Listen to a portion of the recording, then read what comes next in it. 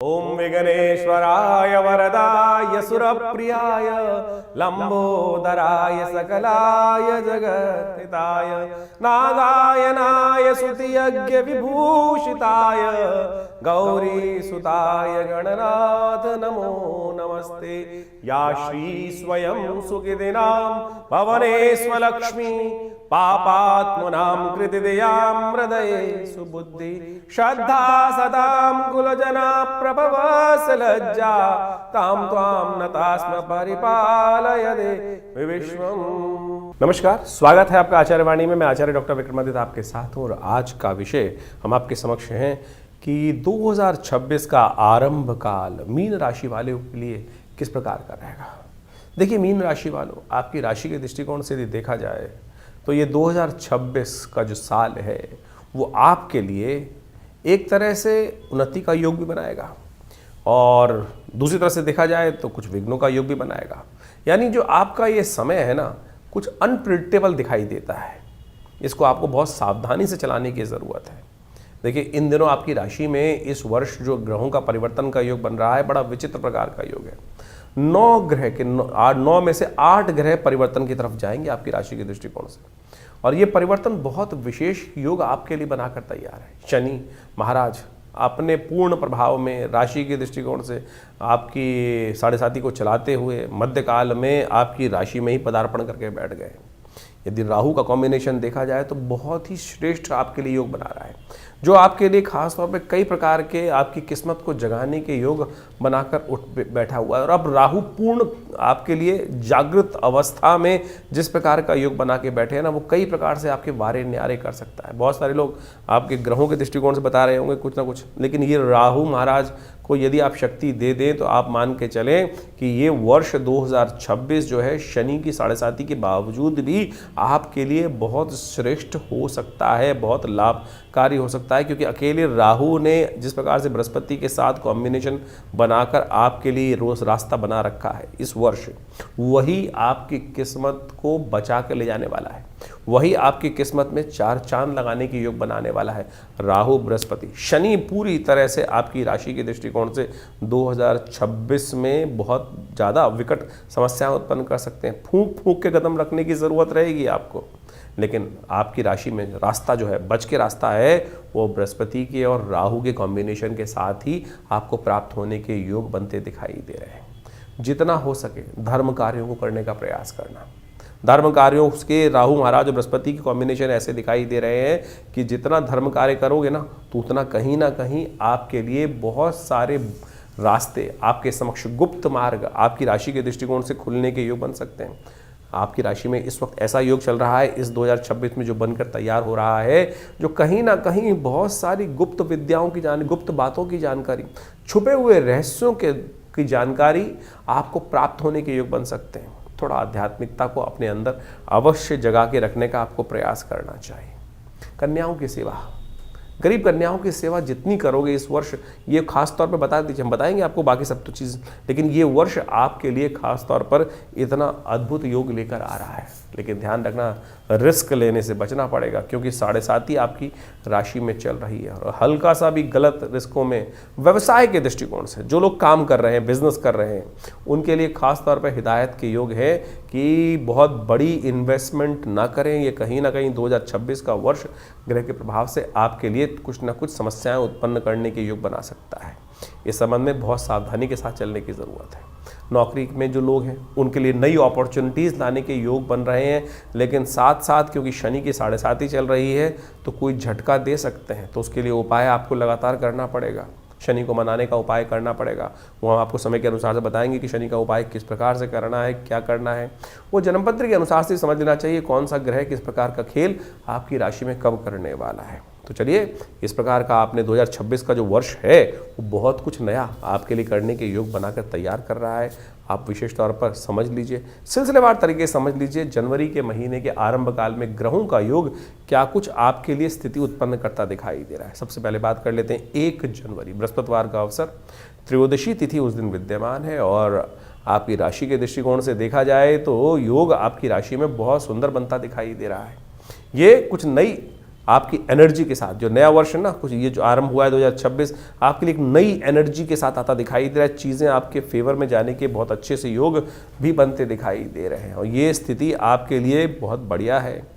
थोड़ा सा अपने बारे में भी सोचें और अपने परिवार के बारे में सोचें, निजी संबंधों के बारे में सोचने का आपको प्रयास करना चाहिए और जिसमें जितनी संबंधों से नई अपॉर्चुनिटीज़ को उस तरह से देखने का प्रयास करोगे तो बहुत बढ़िया से आपके लिए स्थितियों में परिवर्तन आने का योग बहुत बढ़िया रूप से बनता दिखाई दे रहा है। शुक्र इन दिनों अस्त चल रहे हैं, मंगल इन दिनों आपकी राशि के दृष्टिकोण से थोड़े अस्त अवस्था में चलते दिखाई दे रहे हैं। थोड़ी हिम्मत कम दिखाई देती है, लेकिन मनोमस्तिष्क क्योंकि चंद्रमा उच्च के हैं इस दिन, बहुत बढ़िया दिखाई दे रहा है। तो इस दिन थोड़ा सा शिव का ध्यान, और आपकी राशि में इस वक्त योग भी ऐसा बन रहा है, यदि शिव का ध्यान करके सुबह सुबह भगवान शिव का स्तवन कर कर जो कार्य करोगे, प्रदोष है इस दिन बृहस्पति गुरु प्रदोष का सुंदर योग बन रहा है। शाम के समय हो सके तो भगवान शंकर का दुग्धाभिषेक या विशेष तौर पर पीले पुष्पों के साथ भगवान का अभिषेक पूजन करोगे तो संपूर्ण रूप से कष्ट दूर करने का योग पहले दिन से ही आपके लिए बन जाएगा, क्योंकि भावी जो कष्ट है वो शंकर की कृपा से अवश्य दूर हो जाते हैं और आपकी राशि में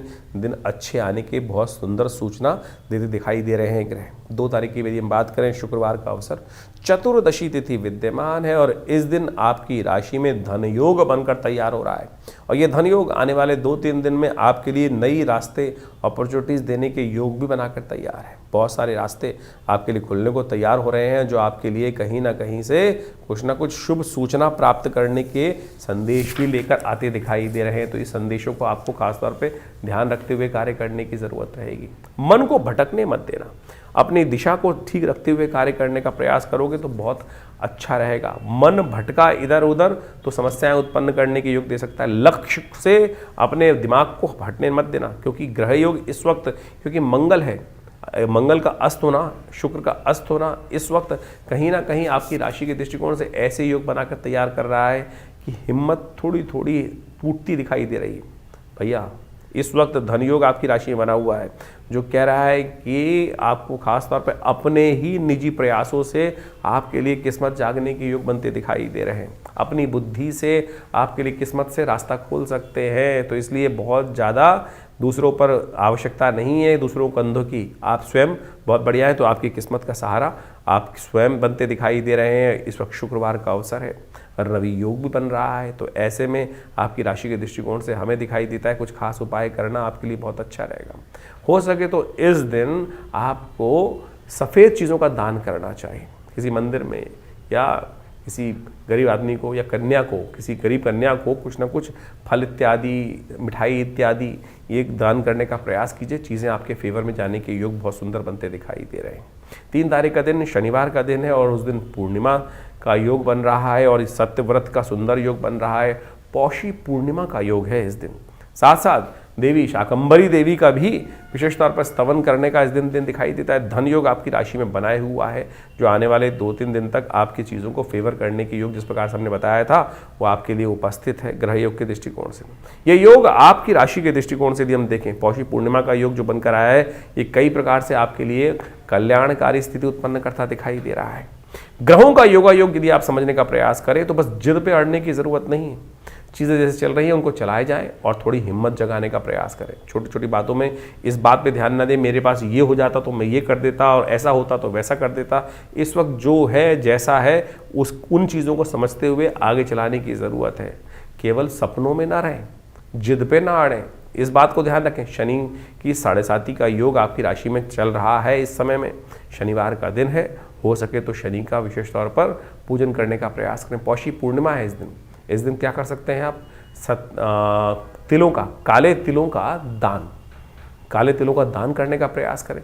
तिल से यज्ञ करने का प्रयास करें, तिल पीपल पे अर्पित करने का प्रयास करें। तिल का दान संपूर्ण कष्टों को दूर करने का योग बना सकता है। स्थिति को ध्यान रखते हुए कार्य करें। भगवान सत्यनारायण का पूजन करना भी आपकी राशि के दृष्टिकोण से संपूर्ण रूप से कल्याणकारी रहेगा। 4 तारीख का दिन रविवार का अवसर है, प्रतिपदा तिथि है, माघ का महीना ये आरंभ हो रहा है इस दिन से।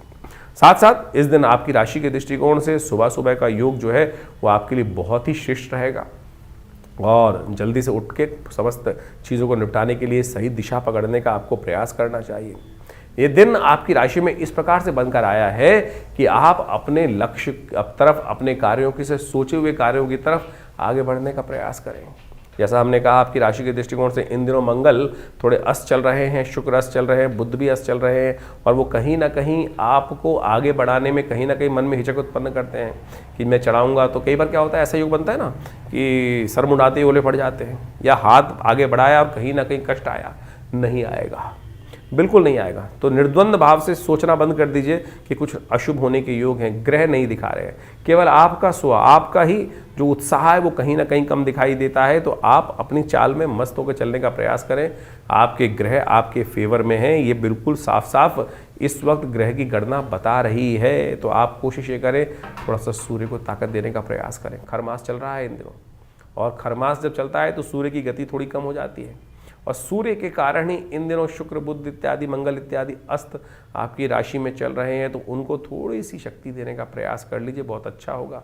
सूर्य को शक्ति देने से क्या करें, सूर्य के लिए सुबह सुबह थोड़े से तिल डालकर पानी में भगवान सूर्य को अर्घ्य देने का प्रयास कर लीजिए। काले तिल या सफ़ेद तिल जो मिल जाए, भगवान सूर्य को उनके द्वारा अर्घ्य देना आपके लिए बड़ा कल्याणकारी रहेगा। यह यज्ञ भी कर सकते हैं आप। हमारे आश्रम में, विवेकानंद योगाश्रम में, हर रविवार को नवग्रह शांति महायज्ञ का आयोजन ही रहता है। वैसे तो हर रोज़ यज्ञ रहता है आश्रम पे, लेकिन रविवार को सामूहिक यज्ञ में सब लोग आ सकते हैं। भगवान का यज्ञ बहुत बढ़िया से चलता है, आप सब आइए उसमें। भगवान की कृपा से कल्याण के योग, आपके कष्टों को निवारण करने का योग अवश्य बनता दिखाई देगा। तो इस समय का आपको पूर्णतः लाभ लेने का प्रयास करना चाहिए। ये जो ग्रहों का योगा योग आपकी राशि के दृष्टिकोण से है, ये बहुत ही सुंदर स्थिति बनाता दिखाई दे रहा है। तो मीन राशि वालों, 5 तारीख की यदि बात करें, 5 जनवरी का दिन सोमवार का अवसर है, और माघ का महीना आरंभ हो चुका है, और माघ का महीने की द्वितीया तिथि है। सर्वार्थ सिद्ध योग लेकर आई है तिथि, और ये सर्वार्थ सिद्ध योग जो है सुबह करीब 1:24 तक विद्यमान रहने वाला है। यानी नए कार्य यदि खरमास में भी करने की आवश्यकता है तो इस समय का उपयोग आप कर सकते हैं। ग्रहों के दृष्टिकोण से यदि समझा जाए तो ग्रहों का योगायोग आपकी राशि के दृष्टिकोण से यदि दिन के हिसाब से देखा जाए तो करीब करीब हम ये मान के चल सकते हैं कि 60% आपके फेवर में दिन दिखाई दे रहा है। बृहस्पति महाराज अभी एक विशेष परिवर्तन का योग बना रहे हैं, अपने ही नक्षत्र में पुनर्वसु नक्षत्र के द्वितीय चरण में प्रवेश कर रहे हैं, और बहुत बढ़िया शक्ति में इस वक्त स्थित हैं। और ये बहुत बढ़िया शक्ति में स्थित होने के बाद आपकी राशि के दृष्टिकोण से देखा जाए तो कई प्रकार के ये आने वाले 4-5 महीनों में योग बनाने के लिए स्थिति में आ रहे हैं। ये जो प्रभाव आपकी राशि के दृष्टिकोण से उत्पन्न करने के योग बनाएंगे, आप समझें ये ऐसा प्रभाव उत्पन्न करेंगे कि आपकी राशि के दृष्टिकोण से कुछ नया वेंचर या कुछ नया सुख, चाहे वाहन का हो, चाहे भूमि का हो, घर का हो, ये देने की स्थिति भी आपकी राशि के अंदर आ गए हैं। इस वक्त 7.5 चल रही है, वो कहीं ना कहीं कई मामलों में बने बनाए काम में विघ्न उपस्थित करने के योग बना सकते हैं। लेकिन यदि बृहस्पति को आपने ऐसे में थोड़ी ताकत देने का प्रयास कर लिया, और बृहस्पति को ताकत दी जाती है पुण्य कार्यों से, श्रेष्ठ जनों की सेवा करने से, और जितने भी जो है केले का पूजन करना, ये इस प्रकार से कुछ कार्य कर लेना, केले का दान कर देना, धार्मिक स्थलों में जाकर कुछ अपनी तरफ से सहयोग कर देना, यज्ञ इत्यादि कर लेने से, ये आपके राशि के दृष्टिकोण से ये जो 6 महीने हैं समय है, जनवरी से लेकर जून तक का समय, ये बृहस्पति पूर्ण ताकत में अब देने की स्थिति में आ गए हैं। तो इसका लाभ आपको अवश्य उठाने का प्रयास करना चाहिए। कम से कम गोचर के दृष्टिकोण से तो ग्रह आपके बहुत फेवर में दिखाई दे रहा है, तो इसका प्रभाव आपके लिए कुछ न कुछ शुभ होने की स्थिति भी उत्पन्न होती दिखाई दे रही है। तो उसका पूर्ण लाभ आप अवश्य लेने का प्रयास कीजिएगा। बहुत ज़्यादा जिद में ना आड़े। देखिए, ज्ञान का सहारा क्या होता है कि ज्ञान के सहारे के माध्यम से हम सही रास्ता चुन लें। लेकिन कई बार क्या होता है कि ज्ञान के सहारे के बाद हम कहीं ना कहीं भटकने लगते हैं, अड़ने लगते हैं, क्योंकि शनि की 7.5 आप पे चल रही है।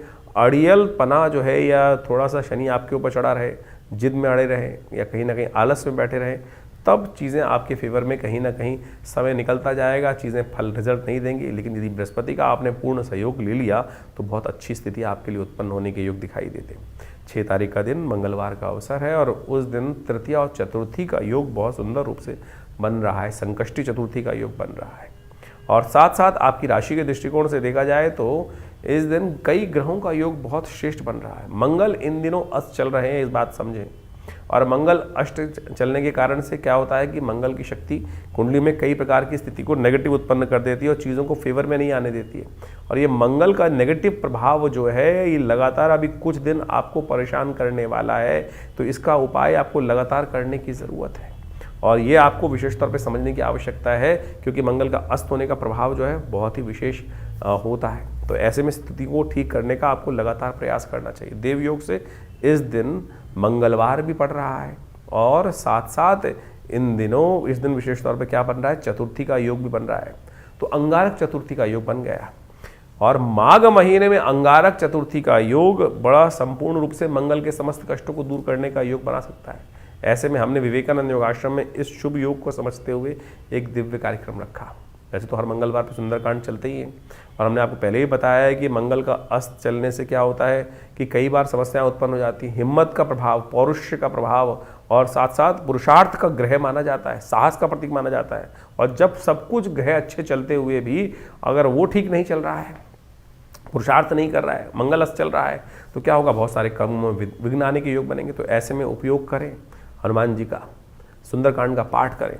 हमने लगातार प्रयास किया कि जब तक ये मंगल अस्त रहे तो हम लगातार लोगों को साथ जोड़कर सुंदरकांड का पाठ करें, हनुमान जी का यज्ञ करें और साथ साथ मंगल ग्रह शांति महायज्ञ रखें। तो उसी श्रृंखला में 6 तारीख को विवेकानंद योगाश्रम में एक दिव्य कार्यक्रम रखा गया है जिसमें सुंदरकांड का पाठ भी रहेगा और साथ साथ वर्ष का पहला मंगलवार पड़ रहा है। समस्त कष्टों को दूर करने के लिए मंगलमय भगवान की प्रार्थना, हनुमान जी की प्रार्थना इस संसार में कहा गया ना। और हनुमान चालीसा में तुलसी बाबा ने लिखा है, और देवता चित्त न धरहि हनुमत से ही सर्व सुख करहि। तो इसलिए इस मंगलवार पर भी आप सुंदर रूप से हमारे आश्रम में होने वाले कार्यक्रम यज्ञ में सम्मिलित हो सकते हैं, सुंदरकांड के पाठ में सम्मिलित हो सकते हैं। आप सबके प्रयास से सुंदर कार्यक्रम रहेगा, सुंदरकांड का पाठ रहेगा, हनुमान जी का स्तवन रहेगा और बहुत सारे कार्यक्रम और भी चलेंगे। तो उन सब में सवा मनी का भोग रहेगा, भंडारा रहेगा। तो आप सब उसमें सादर आमंत्रित है। शाम को 5 बजे से यज्ञ आरंभ होगा और करीब करीब रात के 10 बजे तक ये कार्यक्रम भंडारे के साथ चलेगा। तो यदि आप सम्मिलित रहेंगे तो हमने ये देखा है कि हनुमान जी की सिद्ध मूर्ति जो आचार्य श्री केशव देव जी के द्वारा प्रतिष्ठित है, जिनको सबसे पहली सिद्धि ही हनुमान जी की हुई थी और केवल हनुमान चालीसा से हुई थी।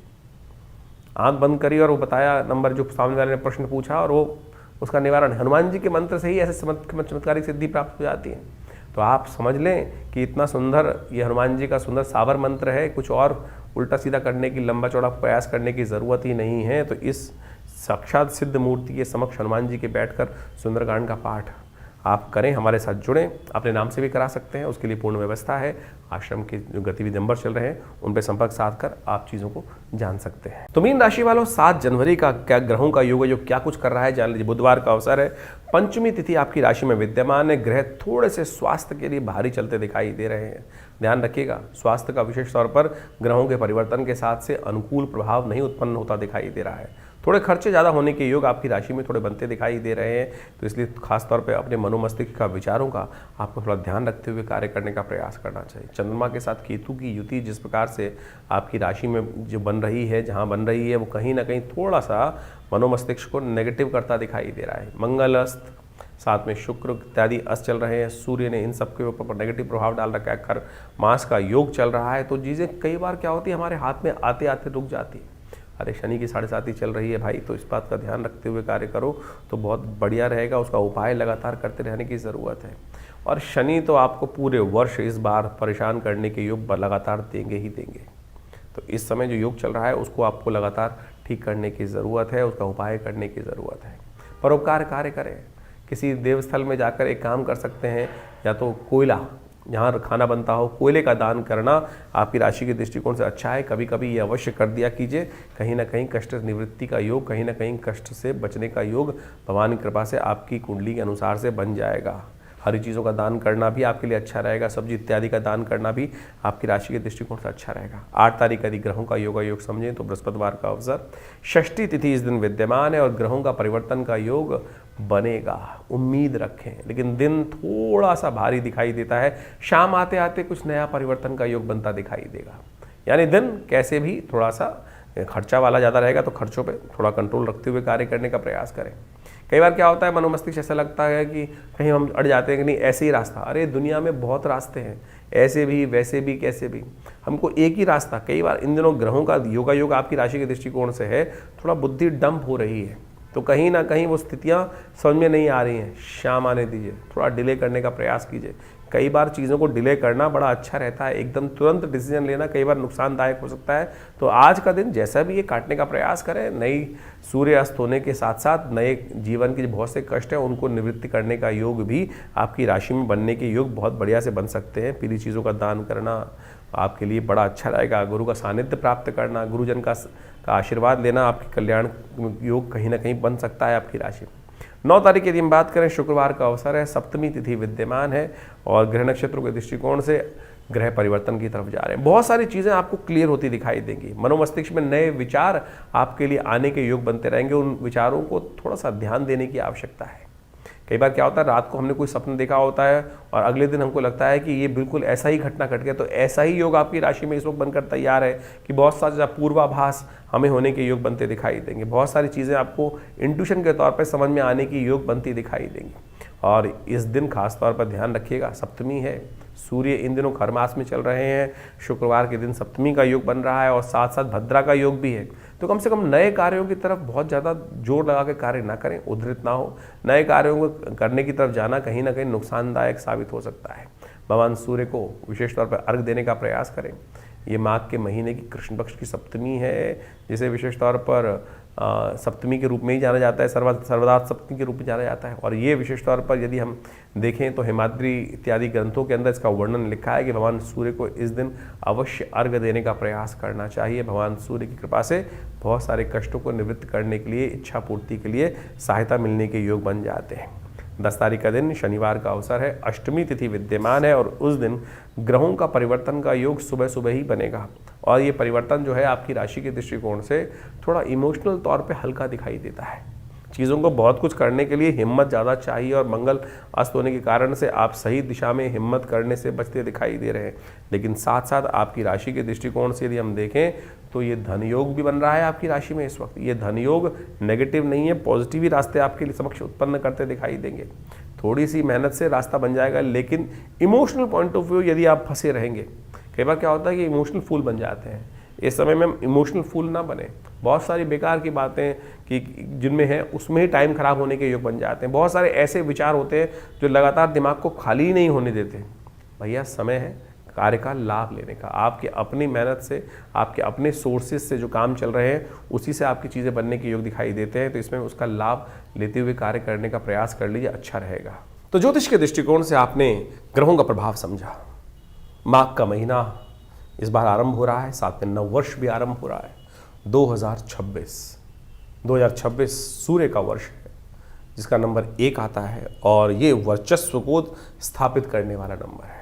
अजीब से एक होड़ पूरे संसार में व्याप्त होने वाली है कि मैं बड़ा। और ये अभिमान की लड़ाई, जिस प्रकार सूर्य जो होते हैं ना, वो तेज के मालिक है। और हर व्यक्ति के अंदर सूर्य जो है आध्यात्मिक तौर पे भी और सांसारिक तौर पे भी व्यक्ति को आगे बढ़ाने का योग बनाते हैं। जिनकी जन्मपत्री में सूर्य बहुत अच्छे अंशों में है, उनका स्वामित्व बढ़ने के लिए और साथ साथ स्वाभिमान बढ़ने के लिए अच्छा सा योग, जीवन में वर्चस्व कीर्ति बढ़ने के अच्छे योग इस सूर्य के वर्ष में बनने के योग दिखाई देते हैं। और जिन जिन के सूर्य या तो पाप ग्रह से ग्रसित हैं या पाप कर्तृ योग में फंसे हुए हैं या अशुभ स्थिति में जन्मपत्री में हैं, ऐसे व्यक्तियों के लिए जीवन में इस समय में ध्यान रखना पड़ेगा। कीर्ति में दाग लगने के योग बन सकते हैं, क्योंकि सूर्य आपकी कुंडली के अनुसार से, अब ये समझें कि सूर्य आपकी कुंडली के अनुसार से ही कार्य करेगा। सूर्य में जिस प्रकार का प्रभाव है, देखिए अब गोचर के दृष्टिकोण से सूर्य तो का जो वर्ष है वो हर एक के लिए है, लेकिन अब आपका जो खेत है वो किस प्रकार का है, जिस प्रकार का बीज उसमें उत्पन्न होगा तो वैसे ही प्रभाव, बीज डलेगा वैसे ही प्रभाव उत्पन्न करेंगे। तो अब आपके जीवन में, आपकी जन्मपत्री में किस प्रकार का सूर्य कॉम्बिनेशन बना रहा है, नवांश इत्यादि में शुद्ध है कि नहीं है, कहीं पाप कर्तृ योग में फंसा हुआ है, अशुभ ग्रहों के साथ में है, तो उसका प्रभाव भी वैसा ही होने के योग दिखाई देते हैं। ऐसे में सूर्य के उपाय को आपको लगातार करते रहने का प्रयास करना चाहिए। और हमारा भाग्य जो बनता है ना, वो विशेष तौर पे बनता है इस समय में आपके कर्म के अनुसार से, और कर्म को सुदृढ़ करने की आवश्यकता है। ये 2026 का जो वर्ष है, ये विशेष तौर पे ऐसे योगा योग को लेके उपस्थित हो रहा है कि 9 ग्रहों में से 8 ग्रह इस 2026 में परिवर्तन का योग बनाएंगे। देर सवेर बहुत सारे ग्रहों में भयानक उठापटक होने के योग बनते दिखाई देंगे। शनि महाराज को छोड़ के बाकी सब ग्रह राशि परिवर्तन का योग भी बना रहे हैं। और आप मान लीजिए कि जैसा शनि ने पिछले साल योग बनाया, उठापटक का योग बनाया, कई प्रकार के विघ्न भी जीवन में उपस्थित करने के योग बनाए, और ऐसे ग्रहों की अवस्था में परिवर्तन के अनुसार से आप समझें कुछ योग ऐसे भी बनते दिखाई दे रहे हैं जो कहीं ना कहीं उत्पात को दर्शाते हैं। क्योंकि मंगल इस कुंडली इस बार जो है इस वर्ष में यदि हम देखें तो ग्रहों के अनुसार से आरंभ में तो अस्त चलेगा, फिर कई बार ऐसे योग भी बनेंगे ग्रहों के साथ साथ विभिन्न ग्रहों के जो कुछ ना कुछ आपत्ति के योग भी बनाता है, कुछ विपत्ति के योग भी बनाता है, कुछ ना कहीं आकाशीय दुर्घटनाओं के योग भी बनाता दिखाई दे रहा है, और कुछ नए फ्रंट युद्ध के नए मैदान भी खुलते दिखाई देंगे। क्योंकि सूर्य का वर्ष है, और सूर्य के वर्ष में जिस प्रकार से ग्रहों का योगायोग बन रहा है वो कहीं ना कहीं ऐसा दिखाई देगा कि अपने आप को हर व्यक्ति बड़ा दिखाने के लिए, सामने वाले को छोटा दिखाने के लिए, सामने वाले को अस्त करने के लिए, क्योंकि सूर्य का प्रभाव ऐसा होता है कि जो सामने वाले को किसी भी प्रकार से अस्त करने का योग ही बनाता है। ज्योतिष के दृष्टिकोण से देखें तो सूर्य जिस भी ग्रह के साथ बैठते हैं उसको अस्त करने का योग बना देते हैं, उसको दिखाई नहीं देता है, वो ग्रह लोप हो जाता है। तो उसी प्रकार का प्रभाव मनोमस्तिष्क में छाने के योग दिखाई देते हैं। तो ऐसा योग चाहे राजनीतिक हो चाहे वो सामाजिक तौर पर हो, तो एक दुराग्रह के तौर पे भी इसका प्रभाव संसार में पड़ता दिखाई दे रहा है। तो ऐसे में खासतौर पे जो शनि राहु के योग इस बार बनते दिखाई दे रहे हैं वो कहीं ना कहीं थोड़ा सा बिल्कुल आसपास ही ग्रहों का योग दिखाई देता है। शनि महाराज को देखें और राहु के साथ देखें तो बहुत पास पास स्थिति चल रही है ग्रहों की इस वर्ष में। तो ऐसे में कुछ खास उपाय आपको करने की आवश्यकता है। वर्ष के आरंभ में बड़ा देव योग बना है जिसको माघ का महीना कहा जाता है। शास्त्र में एक मंत्र आया है, काशीवासी निवासी च काल भैरव पूजनम प्रयागे माघ मासी च बिल्वपत्रम शिवार्पणम। ये जो माघ का महीना है, माघ का स्नान जो है वो अपने आप में एक बहुत सुंदर रूप से शास्त्र में वर्णित किया गया है। इसीलिए भारतीय संस्कृति में माघ के महीने में मेला लगता है, गंगा स्नान का पुण्य बनाता है, भगवान शंकर का विशेष पूजन करने का योग बनता है। और कहा जाता है कि ऐसे में भगवान शंकर को यदि बिल्वपत्र अर्पित कर दें, काशीवासी निवासी च काल भैरव पूजनम प्रयागे माघ मासे च बिल्वपत्रम शिवार्पणम अखंडैव बिल्वपत्र च। एक बिल्वपत्र भी यदि भगवान को सुंदर रूप से हम अर्पित कर दें इस माघ के महीने में, और नित्यपति यदि योग बना लें भगवान को सुंदर स्नान कराने के बाद, क्योंकि शास्त्र कहता है भावी मेट सके त्रिपुरारी, इन संसार में जो समस्त कष्ट हैं वो भगवान शंकर की प्रार्थना से ही दूर होते हैं।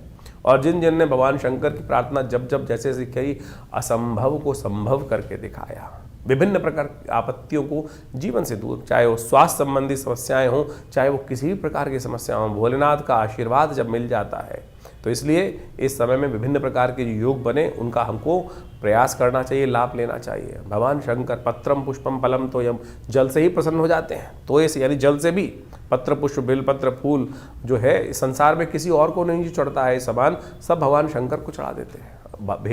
यानी कांटे वाला भी, आँख भी, सब प्रकार से भगवान शंकर को चढ़ा दिया जाता है और वो उसी से प्रसन्न हो जाते हैं, अवगढ़दानी भगवान। तो ये सुंदर माघ का महीना जो है भगवान का के नाम से स्नान करें और उनका डुबकी लगाएं, तीर्थों में जाकर कुछ पूजा पाठ कर लें और भगवान को बिल्वपत्र। देखिए माघ का महीना एक बात समझें, ये माघ का जो फागुन का महीना होता है, ऐसे में जो पत्ते हैं ना वो भी छिद हो जाते हैं। ऐसे में अखंडैव बिल्वपत्रैः च पूजये शिव शंकरम कोटिकन्या महादानम बिल्वपत्रम शिवार्पणम। शास्त्र कहता है कि एक जो अखंड बिल्वपत्र जो किसी प्रकार से टूटा फूटा ना हो, उसमें कोई छेद ना हो, अखंडित हो, तो उसको ओम नमः शिवाय का स्तवन करते हुए भगवान को यदि अर्पित कर दें तो आप सत्य माने बहुत सारे कष्ट जीवन के दूर होने के योग भगवान बना देते हैं। और जितना करोड़ों कन्याओं को दान करने के का पुण्य मिलता है वैसा ही पुण्य केवल एक बिल्वपत्र से प्राप्त हो जाता है भगवान को अर्पित करने से। तो इसलिए ये सुंदर माघ के महीने में इतना छोटा सा प्रयोग जो शास्त्र में वर्णित है उसको करने का प्रयास करें। और इस समय में बहुत सारे योग बनेंगे। ये जो नववर्ष आरंभ हो रहा है बहुत कुछ नया आपके लिए आया है लेकर। आप समझ लीजिए आपके जीवन में क्या कुछ घटनाएं घटने के योग हैं। ग्रहों का गोचर का प्रभाव के साथ साथ आपकी जन्मपत्री के अनुसार से किस प्रकार के योग बन रहे हैं। कई बार हमारे बहुत सारे प्रश्न आते हैं लोगों के और उस प्रश्नों को हम लिख के भी भेजते हैं, जवाब भी भिजवाते हैं कि अब गोचर में हमने आपका जन्मपत्र जो राशि के अनुसार से, योग के अनुसार से, नक्षत्रों के अनुसार से आपके प्रभाव को समझा और बताया किस प्रकार का प्रभाव है। बहुत सारे लोग कहते हैं कि ये नहीं घट रहा है, तो आपको समझना पड़ेगा क्यों नहीं घट रहा है। कहीं आपकी दशाएँ तो फर्क नहीं है, कुछ ना कुछ दशाओं में कुछ दिक्कत आ रही हो, जन्मपत्री में कुछ मूलभूत कारण हो, कब आपका भाग्य जागने लिखा है, कब आपके जीवन, हम लगे जा रहे हैं जीवन में, मेहनत करे जा रहे हैं, लेकिन भाग्य नहीं जाग रहा है। कारण क्या है? समय कब आने वाला है? वो समय कब आएगा जो हमें, जो हमारे मानसिक तौर पर हमको संतुष्टि देने का योग बनाएगा। और वो ज्योतिष के दृष्टिकोण से, ज्योतिष के ज्ञान से, ज्योतिष जिसको कहा जाता है ना, वो दिव्य ज्ञान, वो रोशनी देने वाला ज्ञान, वो रास्ता निर्द्वंद भाव से रोशनी प्रकाश को देने वाला ज्ञान जो है, वो प्रकाश जो है वो देने वाला जो ज्ञान है ना, प्रकाश नेत्रों से, ज्योतिष वेद के अंदर कहा गया है कि ज्योतिष की संज्ञा नेत्र की है। तो इस बात को हम समझे तो दिव्य ज्योति जो है वो ज्योतिषी है कि जो विज्ञान जो है, जो आपको दिखा सकता है कि भाई कौन सा रास्ता अंधकार को जो प्रकाश के अंदर परिवर्तन करने का, अज्ञान से ज्ञान यानी भविष्य को ज्ञान का जो प्रकाश है वो भी दिखा दे, तो वो ज्योतिष विज्ञान है। उसकी सहस्त्रों शाखाएं हम गोचर के माध्यम से, बहुत सारे और के माध्यम से आप सबके समक्ष उन सब गणनाओं को इसके माध्यम से, अपने इस आचार्यवाणी चैनल के माध्यम से रखते हैं, बताते हैं, और उनको समझना चाहिए। और जो जो जीवन में घटनाएं हैं उनका पूर्वाभास भी सही होता है। पिछले वर्ष हमने बहुत सारी घटनाओं के बारे में आपको ज्योतिष के दृष्टिकोण से जो बनता है, समय समय पर घटने वाली घटनाएं, वो बिल्कुल उसी प्रकार से आपके समक्ष रखी, और बहुत सारे लोगों के प्रश्नों का निदान भी हमने इस कार्यक्रम के माध्यम से देने का प्रयास किया। आप भी अपने प्रश्नों को हमें भेज सकते हैं, व्हाट्सएप के माध्यम से भेज सकते हैं, खुद आके विवेकानंद योगाश्रम में मिल सकते हैं। बहुत सारे कार्यक्रम हर महीने आश्रम पे चलते ही हैं, और उन सब कार्यक्रमों में भी आप जुड़ सकते हैं। हम सब एक बात समझे, कभी विभिन्न ग्रहों के उपायों के चक्कर में फंसते हैं कि भैया उपाय ऐसा कर ले, वैसा कर ले। उपाय सीधा साधा भगवान का स्मरण ही है, भगवान का भजन ही है, और उसमें केवल आपके विश्वास और श्रद्धा और समर्पण की आवश्यकता है, समय के समर्पण की आवश्यकता है।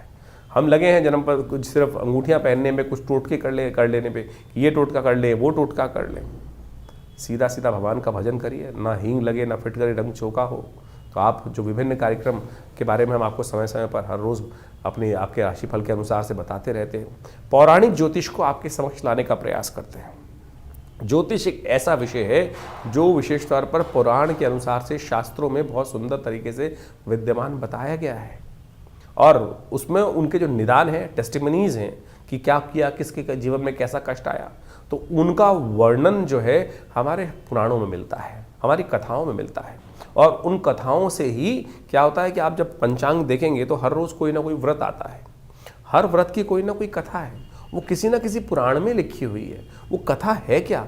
वो कथा जो है वो सत्य कथन है कि उसके जीवन में कैसे कष्ट आया, उसने कौन सा व्रत किया, चाहे चतुर्थी का, चाहे एकादशी का, चाहे पूर्णिमा का, चाहे अमावस्या का, जो जो शास्त्र में वर्णित चीज़ें हैं उनको व्यक्ति ने कैसे कर कर ठीक किया। लाखों वर्षों से उन सब अनुभवों का जो निष्कर्ष दिया गया है वो पुराणों में दिया गया है। हम उसी को माध्यम से, वैदिक ज्योतिष के माध्यम से, उन पौराणिक कथाओं के माध्यम से, उन पौराणिक उपायों के माध्यम से आपके समक्ष हर रोज़ की गणनाओं को बताते हैं। तो इनको केवल कथा मत समझें, कथा के समझ में चक्कर में फंसोगे ना तो विडंबना उत्पन्न होगी आपके जीवन में। ये 2026 बहुत कुछ नया करने आया है। ये समय को यूटिलाइज करने का प्रयास करें। बड़े भाग्य मानुष तन पावा, सोते सोते निकल जाएगा नहीं तो समय।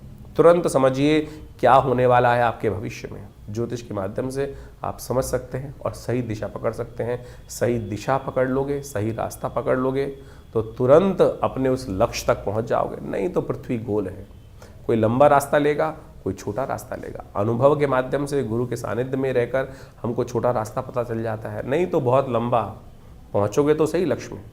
आप समझें कि आप पृथ्वी गोल है, हमको इधर चलना शुरू किया, हम इधर से रास्ता छोटा था तो हम यहीं से यहीं छोटे रास्ते पहुंच जाएंगे।